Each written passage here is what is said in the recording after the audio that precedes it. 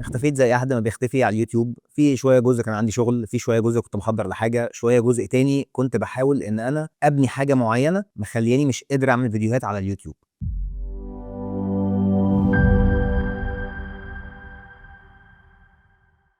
فللناس اللي هي متابعة أو نِفْسها إنها تعمل business online أو عارفة أنا باتكلّم عن إيه وهو أنا مين وباقدّم إيه بالضبط، فخلّيني أشرح لكم بالضبط إيه اللي جاي. أولًا أنا بقى لي فترة ما عملتش فيديوهات يوتيوب، لإن أنا كنت شغّال على حاجة ليها علاقة بالكورس وهو update كامل الكورس اللي هو حاليًا موجود اللي هو ultimate dropshipping course اللي موجود فيه السوق الأوروبي وموجود فيه السوق السعودي وموجود فيه السوق الأمريكي كمان. والحقيقة بقى إن الفترة اللي فاتت دي كُلّها كانت عبارة عن 3 شهور تصوير مُكثّف للكورس الجديد أو للحاجة الجديدة اللي أنا عايز أعملها، اللي هي فعلًا تقدّم حاجة كويسة للناس. طَب أنا في خلال السنتين اللي فاتوا من ساعة ما عملت الكورس بتاعي ومن ساعة ما أنا قدّمته للناس، إيه الحاجات اللي فعلًا وقفت معايا أو اللي أنا شُفتها فعلًا في الناس اللي نِفْسها تعمل business؟ فأنا قُلت بدل ما أفضل أقعد أتكلّم في فيديوهات وأشرح حاجات معيّنة، أنا فعلًا عايز أعرف إيه هي القيمة اللي أنا عايز أقدّمها للناس عشان فعلًا أساعدها تعمل فلوس أونلاين، وإيه الحاجات اللي أنا كنت باقدّمها الفترة اللي فاتت اللي ما كانتش بالنسبة للناس مفيدة أوي، أو إزاي أقدر إن أنا أحسّن من اللي أنا باقدّمه. وفي الآخر أنت واحد بتتفرّج عليّا عشان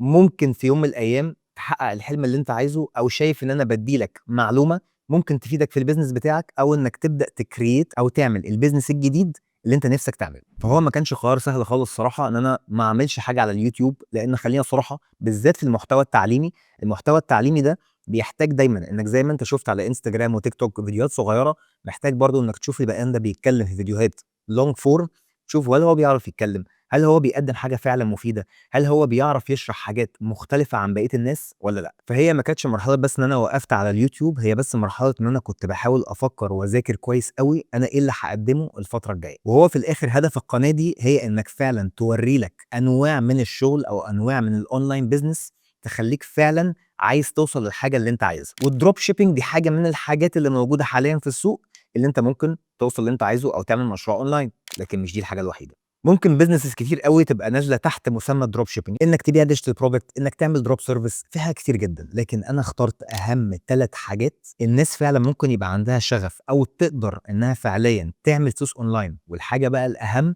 إنها فعلًا في السوق حاليًا هي من أكتر الحاجات اللي فعلًا بتخلّي الناس تعمل فلوس، ودول اللي أنا ركّزت فيهم جدًا عشان أبني بيهم كل المحتوى بتاع الفترة اللي جاية. وبعد ما الحمد لله قدرنا فعلًا إن إحنا في خلال السنتين اللي فاتوا نخلّي ناس فعلًا تعمل فلوس أونلاين، قُلنا إزاي ممكن نوسّع العملية دي ونخلّي ناس أكتر تقدر فعلًا إنها تعمل فلوس. فالفترة اللي جاية دي بالذات هي عبارة عن أنواع من الbusinesses المختلفة أونلاين اللي فعلًا الناس بتعمل منها فلوس كتير جدًا. بس خلّيني أقول لك على حاجة مهمة أوي، ممكن فيديو من الفيديوهات دي أو الفيديوهات اللي هي بتاعة إزاي تعمل فلوس أونلاين تبقى حاجة من أكتر الحاجات اللي أنت بقيت بتشوفها وبقيت تتخنق منها، بسبب إن أنت مش لاقي فعلًا الفرصة أو ما لقيتش نجاح ليها. حُط بقى كذا خط تحت الكام كلمة الجايين دول، مش معنى إن أنت ما لقيتش الحاجة اللي هي هتنجحك إن المواضيع دي كلها مش شغالة، لإن أنت مش أقل من كل الناس اللي فعليًا بتعمل فلوس أونلاين. الويب سايتس اللي قدامك دي اللي هي بتشتغل زي CJ Dropshipping، زي بقى Etsy، زي الناس اللي هي بتورّيك تعمل فلوس قد إيه،